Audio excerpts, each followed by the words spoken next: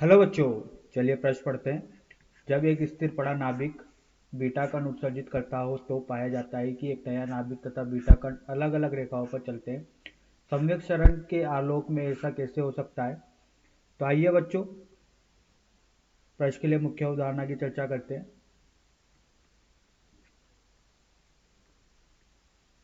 तो देखिए बच्चों, अगर किसी निकाय पर लगने वाला बच्चों बाह्य बल 0 है, कुल बाह्य बल का परिमाण 0 है, तो बच्चों इस निकाय के लिए जो संवेग होगा वो संरक्षित होगा। प्रारंभिक संवेग किसके बराबर होगा? अंतिम संवेग के। तो देखिए बच्चों, संवेग होता है द्रव्यमान गुणा वेग के होता है बच्चों, और एक सदिश राशि होती है जो वेग की दिशा में होती है बच्चों। संवेग उसी दिशा में दिया जाता है। तो आइए बच्चों, इस मुख्य उदाहरण के आधार पर प्रश्न को हल करते हैं। देखिए बच्चों, यहाँ पर एक नाभिक है और इस नाभिक से बच्चों उत्सर्जित होता है एक बीटा कण। तो जैसे भी बीटा कण उत्सर्जित हुआ वो इस दिशा में गया, तो बच्चों ये जो नाभिक है ये या तो विपरीत दिशा में जाना चाहेगा, या ये इधर चल जाएगा, या ये इधर चल जाएगा। मतलब अगर बच्चों बीटा कण जिस दिशा में जा रहा है उसके विपरीत दिशा में कहीं भी ये गति करने लगेगा।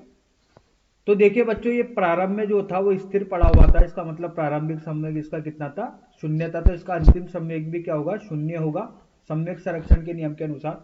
तो अगर इसका अंतिम संवेग 0 होगा तो बच्चों ये नाभिक, जो कि अगर ये नाभिक इधर गया है, नया नाभिक, तो बीटा कण जो है वो इधर गया होगा, जब जाके बच्चों यहाँ पर इसका अंतिम संवेग सुरक्षित रहा होगा। लेकिन बच्चों यहाँ पर ऐसा नहीं होता, क्योंकि बच्चों जब ये बीटा कण निकलता है तो बीटा कण के साथ साथ बच्चों एक प्रति न्यूट्रॉन भी निकलता है बच्चों। तो बच्चों यहाँ पर ये एक नया नाभिक, बीटा कण और प्रति न्यूट्रॉन, ये तीनों ही उत्सर्जित होते हैं बच्चों। तो देखिए बच्चों, यहाँ पर अब ये तीन कण, एक तो एक नया नाभिक हो गया, एक बीटा कण हो गया और एक प्रति न्यूट्रॉन हो गए। ठीक है। तो देखिए बच्चों, अब इन तीनों का जो संवेग होगा, इन पूरे निकाय का जो संवेग होगा, अब ये संरक्षित होगा बच्चों।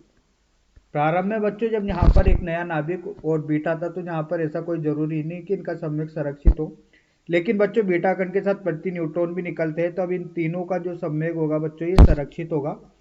क्योंकि बच्चों जब भी बीटा कण उत्सर्जित होता है तो एंटी न्यूट्रॉन, जिसको हिंदी में बोलते हैं बच्चे प्रति न्यूट्रॉन, ये भी क्या होते हैं बच्चों? उत्सर्जित होते हैं। तो देखिए बच्चों, यहाँ पर किस तरह की कंडीशन हुआ होगा, जैसे कि बीटा कण जो होगा बच्चों वो अगर इस दिशा में गया है, ठीक है, उत्सर्जित होने के बाद, तो जो नया नाभिक है बच्चों वो कुछ इस दिशा में गया होगा, और जो प्रति न्यूट्रॉन है, ठीक है, वो प्रति न्यूट्रॉन जो बच्चों उत्सर्जित हुए होंगे बीटा कण के साथ वो इस दिशा में गए होंगे। तो इस निकाय के लिए जो संवेग होगा बच्चों वो संवेग क्या दिया जाएगा? संरक्षित दिया जाएगा। तो यही बोला गया था कि बीटा कण उत्सर्जित करता है तो ऐसा पाया जाता है कि एक नया नाभिक तथा बीटा कण दोनों अलग अलग रेखाओं में चलते, संवेग संरक्षण के आलोक में ऐसा कैसे हो सकता है? तो ऐसा इसलिए हो सकता है क्योंकि देखिए बच्चों, जब ये अलग अलग दिशा में चल रहे तो पहले तो स्थिर था, तो प्रारंभिक संवेग 0 तो अंतिम भी होना चाहिए, तो ऐसा नहीं होता बच्चों। ऐसा जब होगा जब बच्चों बीटा कण के साथ प्रति न्यूट्रॉन भी उत्सर्जित होंगे, तो पूरे निकाय का बच्चों क्या होगा? संवेग संरक्षित होगा। क्योंकि बच्चों यहाँ पर अगर एक बीटा कण इधर की तरफ जा रहा है तो हो सकता है कि दो जो है वो इनके विपरीत दिशा में जा रहे हो। तो ऐसा इस स्थिति के आधार पर हो सकता है बच्चों। आशा करता हूँ आपको यह समझ में आया होगा। धन्यवाद।